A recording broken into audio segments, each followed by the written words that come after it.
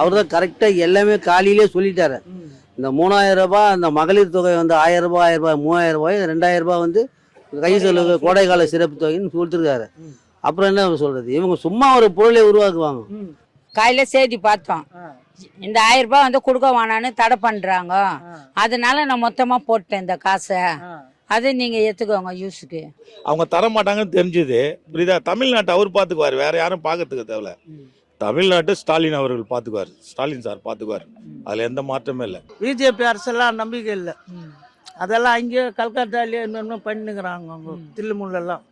இங்கே தமிழ்நாட்டிலலாம் அது ஏற்றுக்க மாட்டாங்க. தமிழ்நாட்டிலே கேரளா, ஆந்திரா, கர்நாடகா இந்த 4 மாநிலத்தில் பிஜேபியை ஏற்றுக்க மாட்டாங்க. வெறும் திமுக தான். மோடி தான் பண்றாப்பல்ல, நம்ம தமிழ்நாட்டை அவன் பிடிக்கணும்னு பாக்குறாப்பல்ல. அது தமிழ்நாடும் கைக்கு போகக்கூடாது. போனால் ஊர்பட்ட இந்திக்காரர் வந்து நம்மளால அச்சு தேத்திடுவாங்க. நம்ம இதே இடத்துல பொருந்து வளர்ந்து நம்ம பரம்பரை இதே இடத்துல தான் இருக்கிறோம். நம்ம ஆட்சி தான் ஆளணும். ஆமா, நான் சின்ன வயசுலேருந்து பார்க்குறேன்ப்பா, இந்த ஆட்சி தான்ப்பா இருக்குது. இதுலேருந்து தான் நாங்கள்லாம் ஓட்டு போடுறோம். நானும் பிறந்து பேரம்பத்தியெல்லாம் எடுத்துட்டேன். நான் எல்லாம் இந்த ஆட்சி தான்.